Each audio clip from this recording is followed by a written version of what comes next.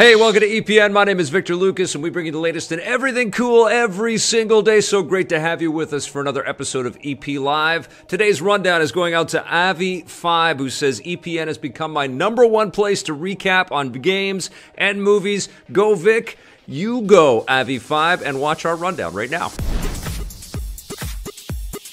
Rockstar Games is seeking some redemption after their latest controversy. With Red Dead Redemption launching a week from tomorrow, the notoriously secretive company has responded to reports that they've been overworking employees. More precisely, they've encouraged their employees to respond directly. Dozens of current and former Rockstar developers have begun issuing statements on social media describing their experiences at the company. Most of them say that they work hard and have had crunch times, but have never been forced to work overtime. The fact that so many of them are speaking out at once indicates that Rockstar has encouraged them to voice their opinions publicly, although many of them insist that the content of what they're saying hasn't been coerced by Rockstar at all. The controversy started earlier this week when Rockstar co-founder Dan Houser stated in an interview that he and others have been working 100-hour weeks to finish Red Dead Redemption 2, something that didn't sit well with other developers and many gamers. Houser himself has since walked back the statement, and many of the employees who are speaking out now claim that they've never worked close to a 100-hour work week as well. It's unclear why Dan Houser said this in the first place. I think he was bragging,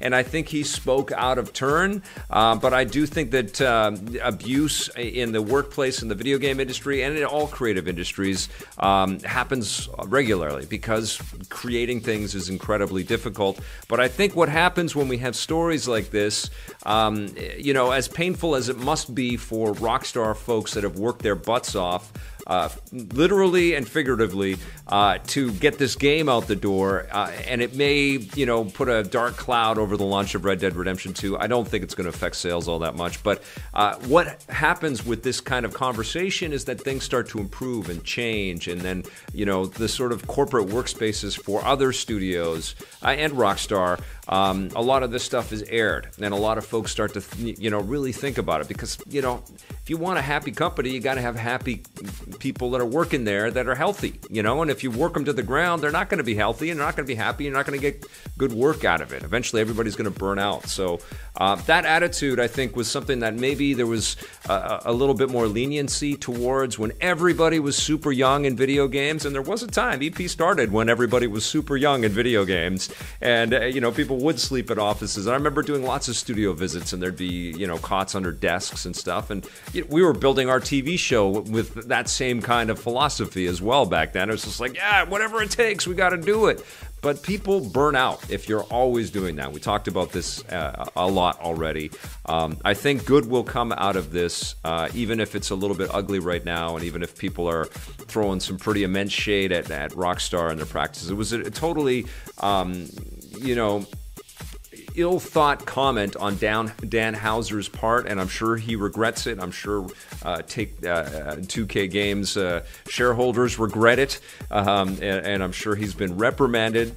But there was probably truth to some of what he was saying, and probably it was an exaggeration more from a kind of a pride about how hard everybody worked. But what's going to come out of this is some concrete change, which is a good thing. Another Call of Duty game, another giant pile of money in the bank. Activision has announced that the latest game in the franchise, Black Ops 4, earned $500 million worldwide in its first 3 days. They haven't said how many specific copies have been sold, but $500 million is about on par with the money earned at launch by the previous games in the series. Activision has also revealed that Black Ops 4 set a franchise record for most combined players, likely driven by the fact that it launched simultaneously on the PC, although again, they haven't released specific numbers. With a blockbuster debut like this, don't expect the publisher to slow down the annual release cycle of the series anytime soon. That means a new Call of Duty game will be out in a year, and I think that this is amazing news and great for Call of Duty and Activision and that brand. But something that I've seen with the Call of Duty franchise over the years is the fact that it has sort of been positioned as the best that games can be, and what I like to kind of remind myself and remind you guys is that games have a long way to go. And I think what is really happening in terms of reaching people is more indicative out of something like League of Legends, or especially Fortnite and some of the mobile titles out there.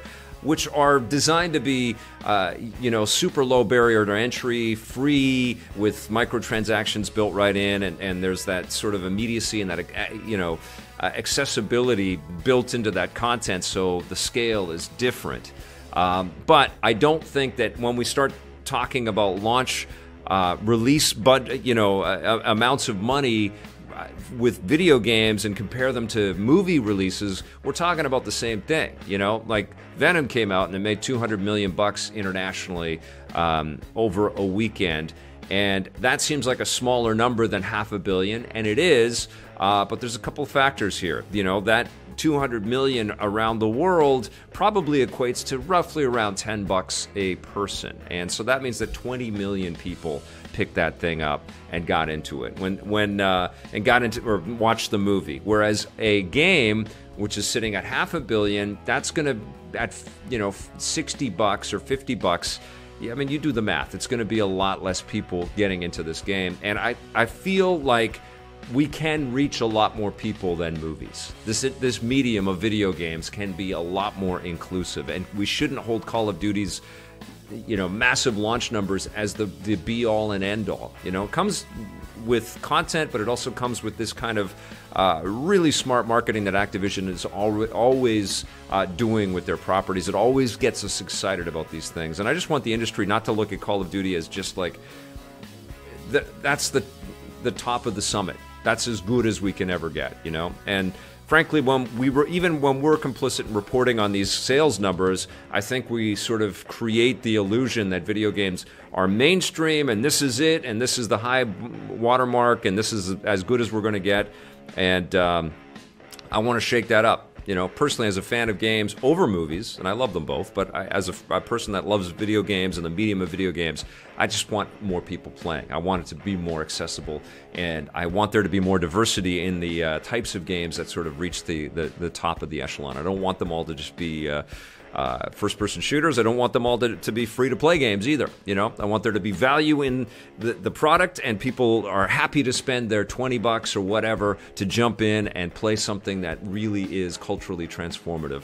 And I'm not suggesting that Venom is. Anyways, I'm off my soapbox. After 7 years, audiences are going to be released from Litchfield Penitentiary. Orange is the New Black is coming to an end. Netflix has announced that the upcoming 7th season of the show will be its last. This shouldn't come as a surprise. Series creator Genji Kohan has previously stated that they never wanted the show to go on forever, and they've had a clear ending in mind ever since the start. That makes sense given the show is based on the novel of the same name, which itself was inspired by a true story, so it wouldn't make sense for the show to keep going forever. The 7th and final season will break out next year. I like it when shows do this. I like when shows have an end sort of date in mind, and they write to that, and they prepare their actors for that, they prepare their audience for it. It's a way to kind of go out with a celebration, and it kind of tidies things up. I've liked this show in the past. I have to admit I'm well behind on this one, but I think kudos to the producers and the creators of this, and to Netflix, because obviously this thing has been a big money maker for them, but they're saying, nope, let's quit while we're ahead, and let's do this the right way, and I think that's the right way to do it. Netflix is ending Orange is the New Black, but don't expect them to stop rolling out new Marvel content anytime soon. Despite the recent cancellation of Iron Fist, not to mention the fact that Disney is about to launch their own streaming service, Netflix has doubled down on their promise to keep delivering new Marvel content. Speaking with investors, Netflix Chief Content Officer Ted Sarandos bluntly stated that the Marvel shows are theirs to cancel, so the future is up to them, not Disney. They've hinted as much in the past, and even Disney CEO Bob Iger has stated that they want their streaming service to be family-friendly, which leaves the door open for the more violent Marvel shows to stay on Netflix. This means we'll likely be seeing new seasons of Daredevil, Jessica Jones, Luke Cage, and The Punisher on Netflix long after the Disney streaming service debuts next year. The latest Marvel and Netflix collaboration, the 3rd season of Daredevil, drops tomorrow. I can't wait for this. I'm a big fan of Daredevil. I've really been excited about the Marvel and Netflix collaboration, so this is good news. I don't think the writing was on the wall with Iron Fist. It wasn't up to snuff. It wasn't as good as any of the other Marvel and Netflix shows, except for The Defenders, which Iron Fist kind of ruined as well. But I am very much looking forward to diving into Daredevil Season 3. Trailers have looked very cool. I love Vincent D'Onofrio as Wilson Fisk, and he has hinted that he might be in the MCU at some point, which would be really really cool. So I hope it's good. We'll find out. I might start streaming it tonight at midnight if I'm awake. I was up late last night cutting a Film Fury review, which you're about to watch pretty soon. But I'm super psyched for this, and I think it makes sense for Disney. I think it makes sense for Marvel. I think it makes sense for Netflix. Let's keep those things going. And you know what? Why don't we go into some other Marvel characters that might be right in this universe, like Moon Knight or something like that. I even think Hawkeye would fit into this world. I think if they did a whole thing with what's the Hawkeye guy? What's his name again? Hawkeye guy. What's his name? Yeah, Jeremy Renner. Jeremy Renner would be perfect. Just put him on TV on Netflix. Put a Hawkeye show together. That'd be pretty rad.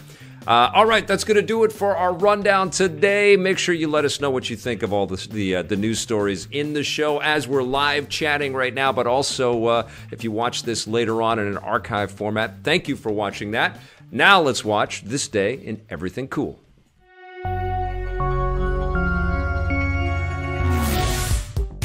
Welcome to This Day in Everything Cool for October 18th. On this day in 1985, the biggest revolution in gaming headed west because Nintendo released their first console, the Nintendo Entertainment System, in the United States and Canada. The system had been released in Japan 2 years earlier, where it was known as the Famicom, and for the North American launch, Nintendo completely redesigned the appearance of the system. They gave it a gray, squared-off shell that made it look more like a computer than a game console, which was the point. The home console industry had crashed a few years earlier, and Nintendo wanted to avoid the association. Another way they avoided the association with traditional consoles was by marketing the NES as more of a toy, complete with a variety of accessories like the light gun and the ROB, Robotic Operating Buddy. The biggest selling point of the NES, however, was its launch title. In North America, the system came bundled with Nintendo's latest game, Super Mario Bros., which was already a massive success in Japan and became their killer app. Other popular launch titles for the North American version included hits like Excite Bike, Ice Climber, and Golf, all of which helped make the NES a massive success. The system sold more than 1 million units in its first year, a record at the time, and the popularity helped save the entire console industry, shifting the market away from arcades and into the living room. Nintendo continued selling the NES for more than a decade and didn't discontinue production until 1995.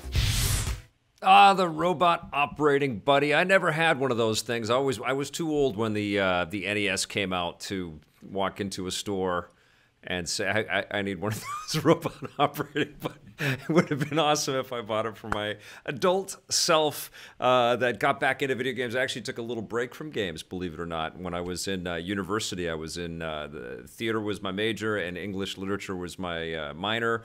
And then I went to acting school and I was just all super gung-ho with all that stuff. But then this is true. When I was in acting school, I used to channel my emotions from how video games would make me feel into character work. And people would say, well, how did you reach the depths of your anger there? And I would say, well, I was playing a game and it made me so freaking angry that I remembered how angry I was and I wanted to throw my controller. And the teachers were all like, okay. That's cool. Little did I know that I would combine my love of acting with a little bit of everything else that I love too. Speaking of which, we are going to move far away from the world of video games for a second here. This is a movie that's come out recently, and I just caught it. It's called Leave No Trace. Take a look.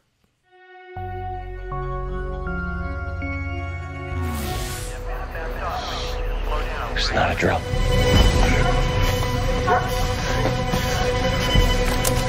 Yeah, it's right up here. He's got him. Stand up. You alone out here? My daughter's with me. Dad? Let's go. One of the things that happens when you do a little bit of airplane traveling is you catch up on some movies that you might have missed in theaters, and I did that with Leave No Trace. This is a movie about a father and daughter trying to live in the wilderness even though society really doesn't want them to. The father's played by Ben Foster, an incredible character actor. You've seen him in a million things, and he's always been good in what you've seen him in. Always been able to communicate without all that. Hell or High Water is something that you may have recently seen him in, and he's excellent. Thomasin McKenzie plays his daughter, and I'll tell you what, she is phenomenal in this movie. And the movie is written and directed by a woman named Deborah Granick, and it's just got a sense of authenticity and realism. There's nothing showy. It's really almost like we're watching a documentary of this father and daughter kind of struggling to kind of find their way. The father is clearly suffering from some kind of PTSD or some kind of trauma. He's got survival skills. He's passing them on to his daughter. He's also articulate and knowledgeable. He's educating her in some, phenomenal ways, some important ways to, coexist with nature and to exist in the world in general. And eventually they do get found in the park because it's illegal for people to camp overnight in these parks. And so they become sort of captive under kind of social services, and they have to kind of live in a traditional kind of societal setting, which really isn't for Ben Foster's character. So he basically starts to, pace around and get a little antsy, and eventually says, look, we got to go. And so they find their way back into the woods, and it's there where they find their harmony and their peace, but also Mackenzie Thomasin's character really starts to recognize that, wait a minute, all of the choices that you have made in your life might not be the choices that I want to make in my life.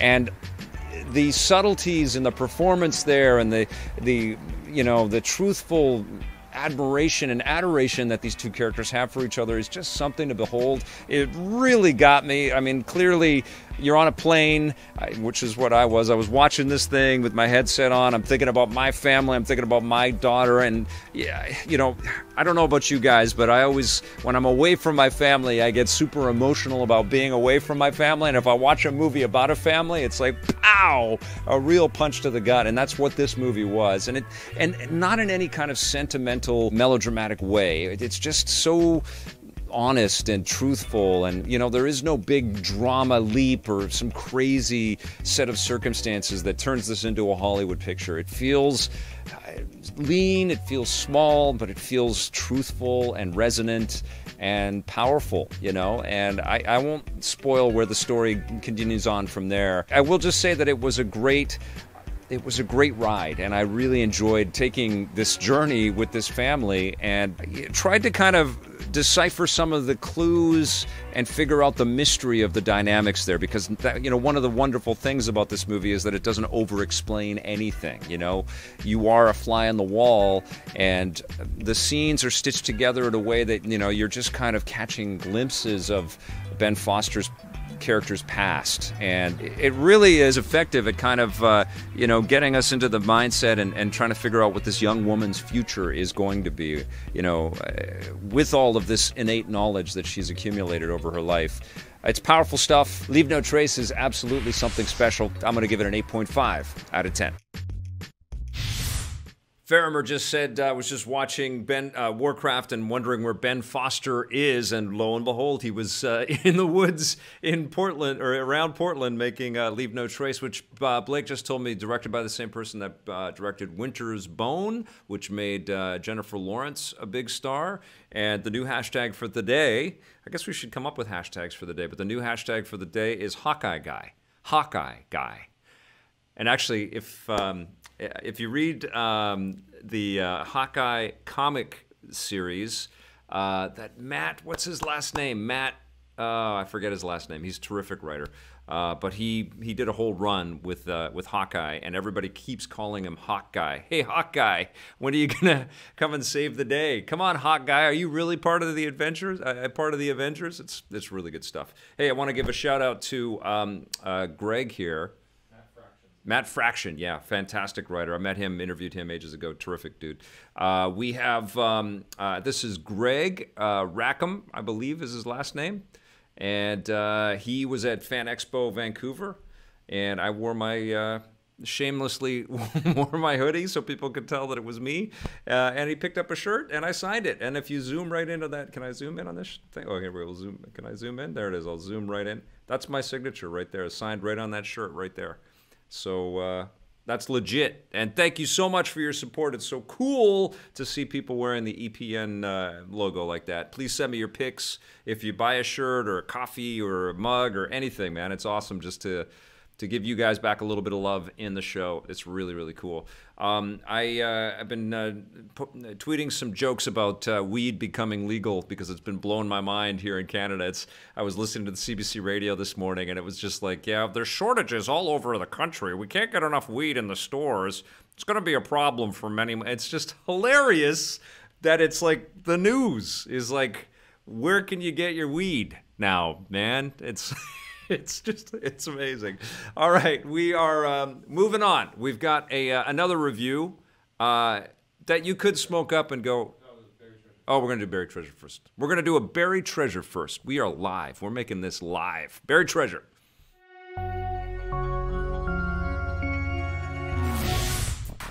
I have a terrific buried treasure. If you like the idea of Tetris meets Dig Dug, then I know for sure you're going to dig Mr. Driller. Now, this is a game that has appeared on countless systems. The one that I just saw it on was the Dreamcast, but it was out on everything. PlayStation, Game Boy, iOS, PC, everywhere. I think there were sequels and stuff made as well, but Mr. Driller was a cool concept. You've got to drill down a bunch of colored blocks that are all falling from above, and when they all combine into colored patterns, they disappear. You've got to keep your air supply going, and you've got to kind of drill as far down as you possibly can go and stay alive. And the animation and the character design, all of it is super cutesy in that classic Namco Dig Dug Pac-Man kind of style. Super fun, catchy little music pieces in there as well. Great art style, and it's a very special experience. I remember this being a major standout on the Dreamcast. It's absolutely worth revisiting, and it would be great for Bandai Namco to bring back Mr. Driller in some kind of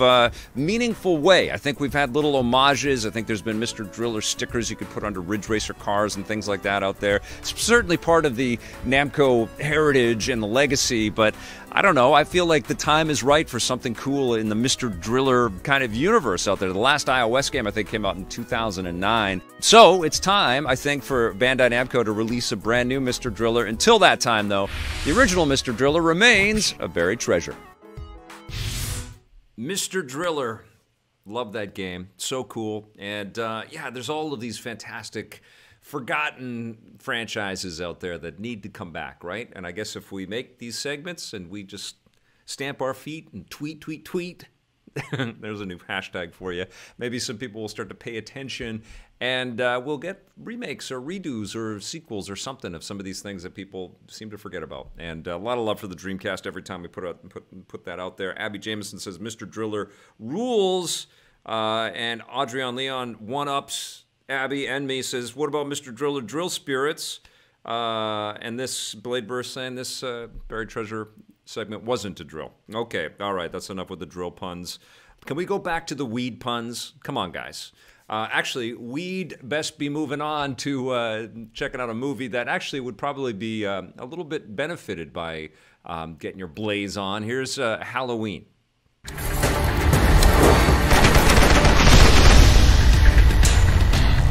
I'm Johnny Millenium, this is Victor Lucas, and we just saw a movie that stars Jamie Lee Curtis playing Sarah Connor in the new Halloween.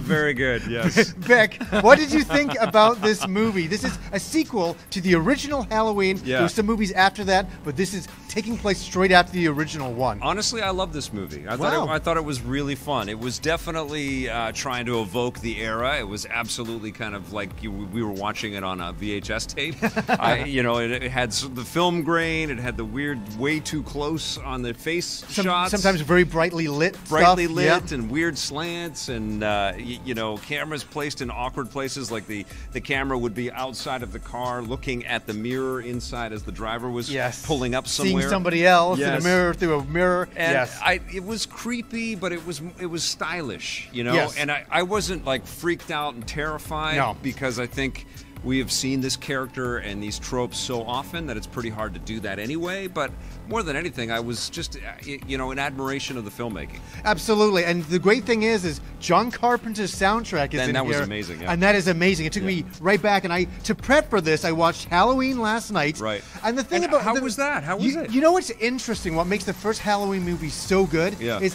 how simple it is. Yes. It really is a stalking movie for most of it, where you just see her seeing him, or did she see him? And then at the end, it's all, you know, a slasher film, per se. And I like the original one for being so simple. My issue with this one, and I do like this movie, I think it's a little bit too convoluted. We're going to talk about Jamie Lee Curtis and her character from the original. She was the one who was hunted, and in this one, she's a traumatically changed character. Yes. And she's changed her whole family. It's affected her whole family. What was your take on that? She's very much Sarah Connor. I do very I do a terrible Arnold Schwarzenegger story. Totally, yeah. Yes, but yeah, she is prepared for the Holocaust. She has been waiting for Michael Myers to return, and she's got all kinds of weaponry and a badass attitude. She's tried to instill all kinds of survival instincts into her daughter, played by Judy Greer. And there are 3 generations of this family, and we get to kind of see how it's trickling down, and there's some empathy for this crazy old broad who has been through everything in hell. But such traumatic stuff as a kid, you know. Like, she's such a good actor, though. Oh, I love watching Jamie Lee Curtis in anything that she's in. Really good. Yeah. She's got this distinct personality, this unique kind of quality. She's been a star for so long, and I like that this movie celebrates that whole process. You know, absolutely. It looks at characters that were in the original in 1978, and it cherishes them, and it gives them applause and celebrates them. I just love the story arc going all the way back to that 1970s movie where she was the hunted, and now she wants to be the hunter. And there's something absolutely amazing of that. And we're not going to give any spoilers how Michael Myers is in the movie or anything like that. I will say that all the deaths in the movie did not bother me or scare me. You were fine with all the deaths? You were good? Hey, can I just say this? You got some ideas for some of the killings that you will do after we're done taping here? I should have killed you in this movie, because we're watching the movie, and we're sitting there, and I'm like, I'm totally calm. And Vic tries to get me, he goes, "Ah!" As we're watching the movie, I said, yeah, good try. Like it was pretty weak. It was pretty weak. I didn't want you to piss your pants. Oh my God, get the hell out! I know that I would have scared you more than you this should have movie. seen this guy was flinching a couple of times. I flinched, of course. I warmed up for it last night. Unlike you, I have feelings inside. Well, I have many feelings. That doesn't make any sense. No, you know the thing is the blood and the guts. You could tell that they were, it was like not CG, but they were hand-created puppety. Oh yeah. That didn't really bother me. Well, they also cranked it up to 11 because they, obviously there wasn't as much carnage in the '78 movie, and this one we're all dumbed down from all the killings. So they're trying to go over the top of the killings. Yeah, we have more of them, and they're a little bit gorier and some gruesome attacks. But you feel the terror of what for the Michael. People. Yeah, for the people, and what Michael Myers brings to the screen is a great character.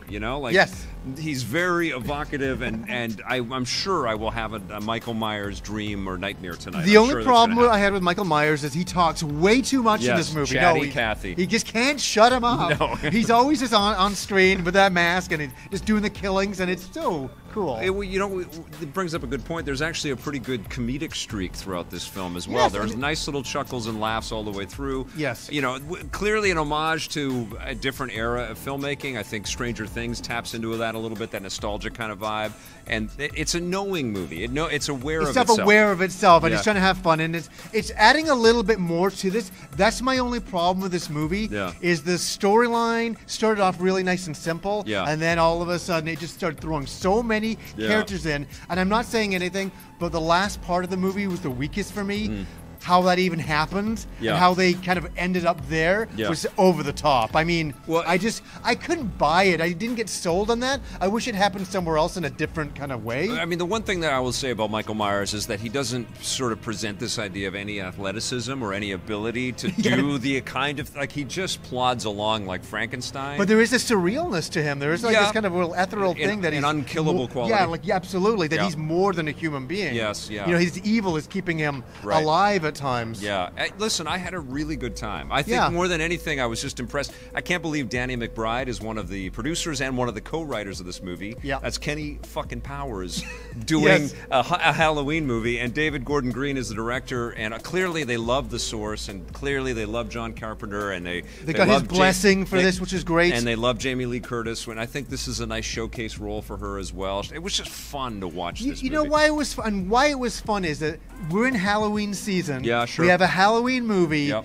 I'm telling you, it's the perfect date movie. You know, grab your friends, grab some popcorn, go and have a laugh and have fun. This is what a movie's supposed to be at Halloween. There should be a Halloween movie every single year. And you got a good point about it sort of getting a little convoluted, but still, I think in this era of overly complicated horror and too much violence and you know, just everybody's trying to out-gore each other. Yeah, right. This isn't that. This is just a smart, savvy bit of filmmaking that honors a whole era and honestly honors one of the originators of this genre. Right. In a cool way. Yeah, and it was just kind of fun just to see Jamie Lee Curtis become Ripley, become Sarah Connor. That's all I was thinking. I'm like, holy, they've taken her up the notch. Yeah, I'm looking forward to even the tank top when she's holding the guns, cranking them. I'm looking forward to the Jamie Lee Curtis NECA action figure line. That's going to come out for sure based on this. That would be great. I want a Halloween movie every Halloween. Yeah, forever. Well, do you have to be careful what you wish for, Johnny? We've had that before. What are you going to give the 2018 version of Halloween? I am going to give it a solid 8 out of 10. The last act kind of took me out of it, but I really, really liked it. It's an 8.5 from me. It's very good stuff. All right, you guys. Halloween is definitely worth seeing, by the way. It's going to be a fun weekend movie. I've got 20 minutes that I can put into a little Soulcalibur 6. I've been dying to play this game. I played it for a tiny little bit. I'm not going to get into the story mode because it'll take me 20 minutes just to like pick my hair. So we're going to just jump into some battles, and you can see the animation. We turn the music and stuff off, so you're not getting the full effect, but you can get a little of the first made for current generation consoles Soulcalibur game, if I'm not mistaken. This is my favorite fighting game franchise because of the weapon combat and the blade combat. I usually go for Killick. I'm a bit of a button masher because I don't really have time to kind of get awesome at things. But Killick makes you feel awesome because he gives you some distance. And I'll play a couple other characters too. And the staff can be devastating, although I'm getting devastated because I'm talking. Blake Siefkin's going to join us. If you've got any comments or questions, let us know. Here we go. I got beat in the first thing, but now I'm paying attention. I'm gonna pay attention now. I'm gonna try to beat a couple things. Let's go. Battle 2 fight. Boy, are you charging your iPad? The iPad, yeah. I was only down to like 10% on What? An Apple product that had a low battery? No. I refuse to believe this. Yes. People in the chat talking about Buster. Yeah, ring out! Yeah! Get out of there! Get out of that ring. There you go. Banished from the ring. Get out of my house. Okay. So yes, people in the chat talking about Busta Rhymes and what it would have been Halloween 8? No idea. Halloween 9? I honestly, I know I saw the first Halloween, but those movies, they and it was fun, but they leave very little impression on me. Like I dig them and then I move on. I don't remember all the details of them. And I don't even know if I've seen any other Halloween I've movies. seen every Halloween movie. Wow. I was a big fan of them growing up. Yep. The sequels are all shit. But yeah. Part of the reason why the original movie, a lot of people will watch it now and think, ah, it's okay. Yeah. Part of the reason they do that is because the original film is That one doesn't count. The original film was such a trendsetter that every horror movie made after it for like 20 years just ripped off Halloween. For sure, yeah. So in retrospect, it's like, oh, it's just another slasher movie, but most people don't realize it has all these tropes because it started those tropes. Oh. So I don't know what I'm doing yet, but these are like the reversal edges or something like that. I haven't started the. What's happening? Oh man, cool. Oh, look at my hair went crazy. He went Super Saiyan. Whoa! Look at that hair. Tyler Fisher has a question for you, Vic. Yeah. Did you watch Arrow yet? No. I'm really dying to. I was at Halloween yesterday. Uh-oh. No! That doesn't count. Doesn't count that one. No, I heard it's great. I can't wait. I want to watch Flash. I'm behind in a few episodes in all of the last seasons though. So I feel weird just sort of jumping ahead. I have to watch the other stuff first before. It's like what I did with Iron Fist. I couldn't really just jump into season 2. I had to watch. Yeah. Right? Okay, here we go. I still have nothing but sympathy for you. I know. For having to watch that. Oh yeah, watched it all. So I watched season 1. I didn't bother with season 2. Yep. Wouldn't it be fun if I only ever talked about things that I like? Yeah, that'd be fun. No, well, for me, that would be fun. It'd be more fun for me, but I think it's interesting to look at stuff that you learn from, you know? Even if you don't like it. And sometimes, like sometimes the stuff that's you're not a big fan of, in totality, has elements of cool things that stick with you, you know? And then sometimes things do grow on you. I don't know if it's Stockholm Syndrome or what, but sometimes you do get to dig them. Now, you're breaking up the floor there. Yes. They're just adding rubble to the top of the existing Yeah, it's just aesthetics. Yeah. It feels so good to do ring outs. I love that. Are you on like extra easy right now? They might have put me into an easier mode for sure. Yeah. Come on, Vic. Well, I didn't do it, but they probably take it easy if you get beat by the first person in the first match. They're like, yeah, this guy needs some help. Okay. Whoppa! Yes. Blade Blur has a question. Who was the maestro who made that cool graphic intro for Film Fury? That is one of Johnny's friends. I don't know what the guy's name is. I met him, and he's really talented. He works in the CG world, but I forget what his name is. I've only met him once, and but he does some really cool art, really cool CG stuff. He's worked with Johnny a few times. I don't know if Johnny's watching right now. Yes! You just keep getting all the knockouts, Vic. Yeah! Crushing it!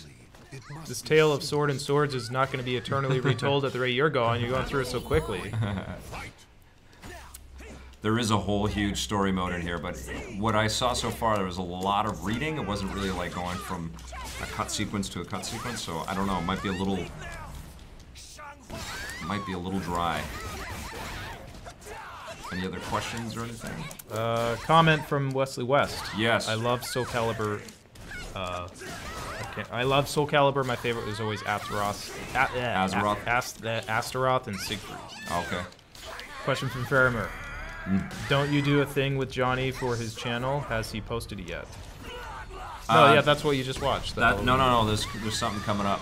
Great! The thing, yeah. Yes. The thing we shot like last week. Would you consider asking Ruby for a score on games you play with her and keep her off camera? That's happening, Taz.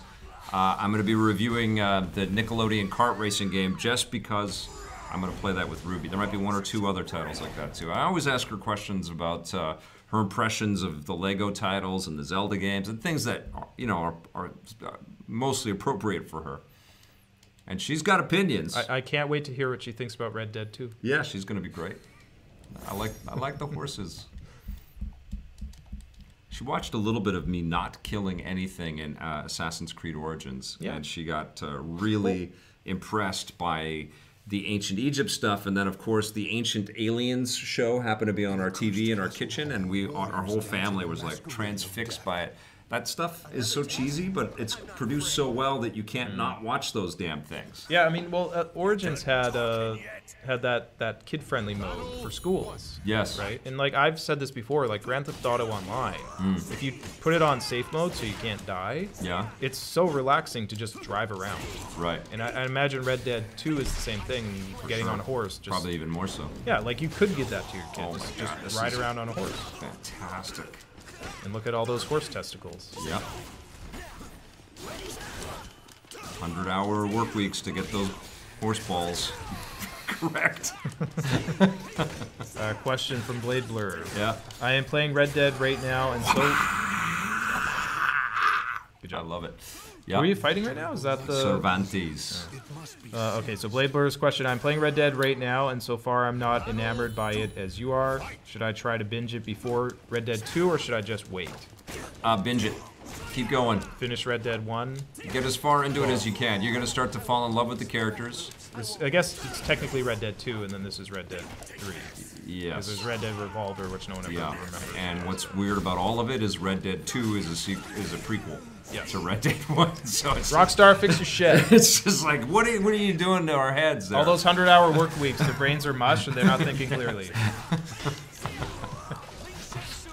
But yes, keep going, because I guarantee that there will be a moment of just like complete, crystal clear awareness of how brilliant Red Dead Redemption is. An awe moment, like, wow, I can't believe that's there. And it's not about an element in the game, it's just the time you Everything spend put with together, it. Yeah. I had that moment with GTA 5 as well. Yeah. Everything's kind of echoey, and I don't know if that's our setup or if it's in the game. Could be the game. It might be this environment. Look at that! Yes! Call that. Poke him with my chopstick. There it is. Dead. Don't call it a chopstick, Vic. I know. It's because the guy's Asian. Is he? I don't know. I got a big stick. I guess he kind of looks vaguely something or other. You got a big stick. Oh, he changed. There's different outfits. Who's the dude with the parachute pants? Because I remember the one on the GameCube. I used to play that a lot in high school. Zelda?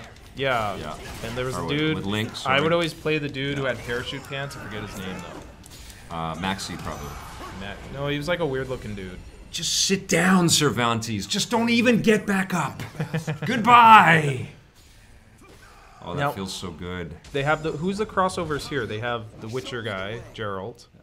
Geralt, whatever. Yes, Witcher Geralt. guy. Yeah, Witcher guy. Hashtag Hawkeye guy, hashtag Witcher guy. Hawkeye guy. Do they have any other crossovers in this? I don't know. You think they would throw like Kratos in there or something? I don't know. I mean, maybe they have a Henry Cavill as Geralt skin coming. They should have like Kratos in the PS4, and who would they have in the Xbox? Oh, Taki's outfit's super cool. It has all kinds of writing on it now.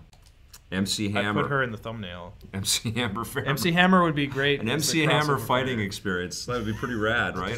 Get MC Hammer all and Busta the 80s Rhymes. rap stars. Yeah. Get Busta Rhymes when he fights Michael Myers. This show is dedicated to Busta Rhymes today. Look at this. Because in that Halloween movie that Busta Rhymes was in, he like punches Michael Myers. He gets into like a fight with him. Oh no. It's really cheesy. And does he get killed? I hope he gets killed. I right? can't. Yeah. No, Is he Sean lives Bean in it. Sean Bean. Michael Myers has died several times because they keep rebooting movies. Yeah. He's died in like, I want to say 2 or 3 at least. Well, he's got to be an existential creation, like a metaphysical being. The idea of Michael Myers. He's evil. Goodbye, Tacky. Goodbye, Tacky. Oh! Bad day for Tacky. MC Hammer's moves, he just throws all his money at you. Okay, we're gonna go back to the main menu. Adrian Leon comment: the Halloween movie that had Busta Rhymes in it was titled Halloween Resurrection. Was the 8th one? The 8th one. I knew that. I saw that movie at the theater, yo. Was that you, Adrian, or was that Google? Yeah. Was that Captain I actually Google? did know that. I couldn't remember if it was 7 or 8, but I knew that. Oh, there he is. I saw that movie at the Geralt theater. of Rivia. Here we go. Let's play as him. All right. Let's check this out. I think I had, because when I saw that, I think I was underage. I think I had to sneak in to see it. Okay. Don't sneak into movies, kids. Oh, Wesley West. This is the first Soulcalibur to come to the PC. This is something that I always wonder about the PC. It's like... Voldo, that's the parachute pants guy. Okay. They have this, like, you know, suite of genres that are always on the PC. Strategy games, real-time strategy, you know, first-person shooter, all that stuff. Why don't more game makers... And I pitched this to EA ages ago. Why didn't they bring all their EA sports games to the PC and try to crack that market, bring the SSX games and bring NBA Street and all that stuff? They never did. This is what the fuck is he wearing? This is I don't know. Like, this is are like, you guys old enough to see this? This is like if Pinhead from Hellraiser was like a drag queen. What is he's got like Waldo this? was having fun. He's got like a thong on. He's got like and super comfy squishy pants or something. A chastity cage thing with spikes on the end. But those pants feel good on him. He's enjoying those luxurious pants. Geralt is getting hammered. He could smash his. Wah! That felt great. Okay, I don't know what I did. If you like, if he thrust his crotch into you, that would cause a lot of damage. Yes. Wow! I like this guy. He's amazing. What? Whoa, that was great. Geralt's like the best fighter ever. This is fantastic. I'm getting a workout here. I'm loving this. Wah! Rest in peace, headphones users. Sorry, guys. We're screaming. Metric Gaming just gave us a hashtag Fix the C super chat. That's hashtag Fix the C. We need a few more dollars to fix the C. It's really hard. Get this guy. Get him. Make him hurt so bad he changes his outfit. Yeah. Oh. Voldo. Wap off! Oh, ouch, on my face. Oh wow, this guy is so weird. He fights It's dirty. so like sexualized the way he's fighting, but in him. like a creepy like S&M way. Yeah, it's a little S&M, isn't it? He's got an S&M vibe. Just for a little sure. bit, yeah. Yeah, just a tiny bit. There's something I can't put my finger on. But there's an element of Voldo that looks like he's got some chakra going on down there. Whoopah! Oh yes, do it!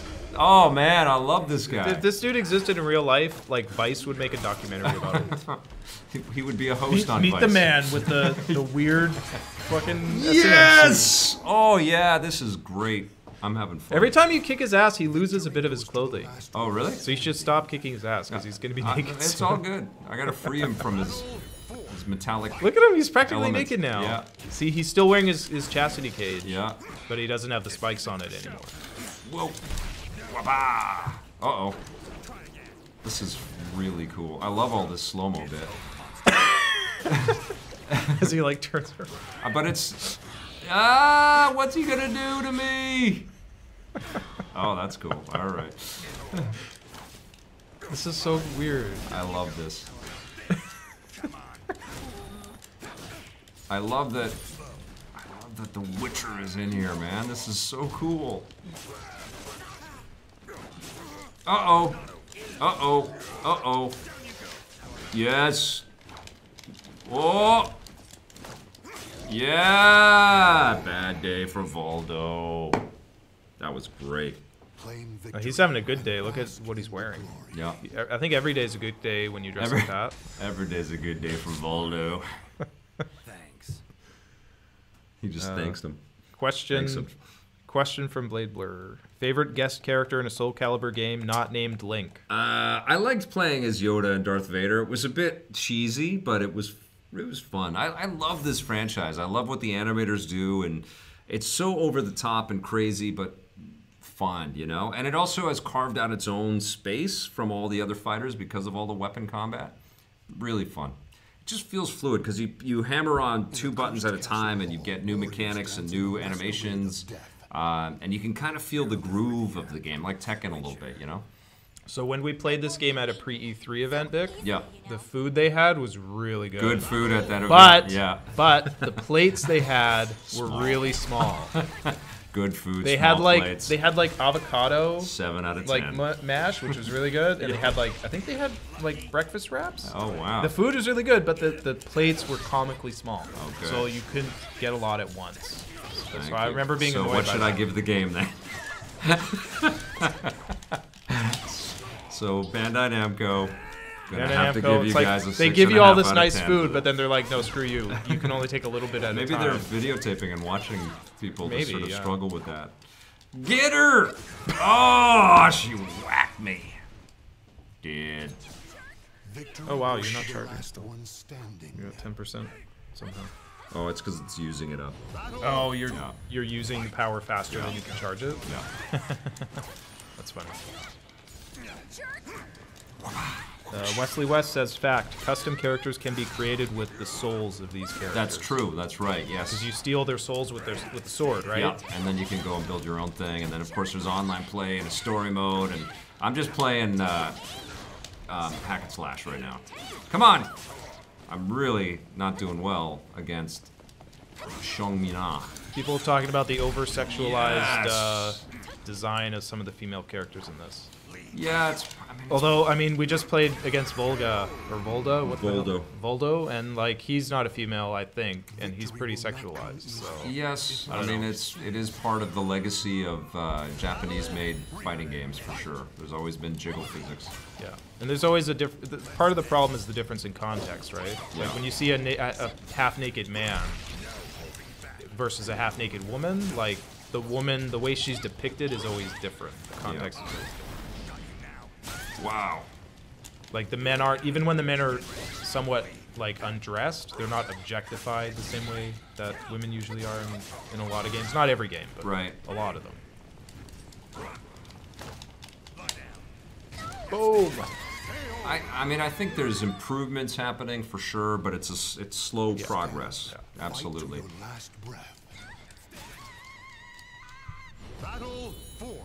Vic is Voldo for Halloween. Yeah, I'll be Voldo. It's also a totally different kind of aesthetic and a different culture and a different sort of way of looking at humans in Japan than it is here. You know, it's all part of it too. Those uniquenesses in the way that people serve up art is one of the cool things about living on a planet with different societies. You know. Let me know how the audio is, people.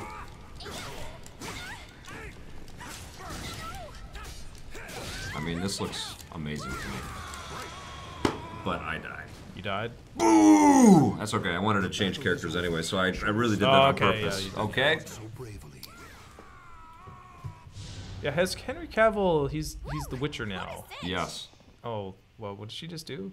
She just like sit on her... She kind of, yeah, put it on her butt. Yeah.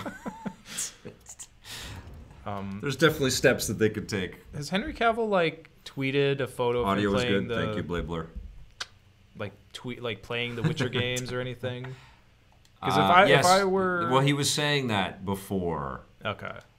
Which was really leading. It was like, oh, he's going to go and try to be the Witcher. That's something I really like about John Boyega. Yeah. I hate him as an actor, and I hate his character. Hate. There's that hate word. You know what? No, that's Come not true. I actually on. didn't mind him in The Last Jedi, believe it or not. He's great. As an actor. But he's terrible in The Force Awakens. But either way, regardless of what I think of him, yes. I really like that behind the scenes. He's always like tweeting photos of himself with, Star Wars stuff. He's playing video games. Yeah, he lets everyone know how much of a Star Wars geek he is, which I think is good. Double maxis. Speaking of Star Wars Battlefront, they just added a bunch of the Clone Wars stuff in there, and there's how much does that cost? I think there's a lot of free stuff going into Battlefront 2 right now, but they recorded all the Clone Wars voice actors. Go big or go home. I want to play it again. It's been a long time. It's kind of weird though that they have the Clone Wars stuff, but it looks more realistic than the animated show. Yeah. Because the show had that stylized kind of look to it. Yeah. And the game is like photoreal. Yep. So it's kind of weird that it's I like... love Maxi too with his nunchucks. Oh! Oh! Oh my god. When I was in Montreal, yeah. I was walking the last time we were in Montreal. Yeah. A couple months ago, yeah. I was walking up to the top of Mount Royal, yeah. and there was a dude like in the field somewhere just using nunchucks. Oh, really? He was a white guy. He was like training nunchuck training, like doing all these like exercises with nunchucks. And I was like, what the hell? That's awesome. Like I've never seen somebody use nunchucks in real life before. That is awesome. Okay, the alarm is going off. Are we done? I have to cut it there, my friends.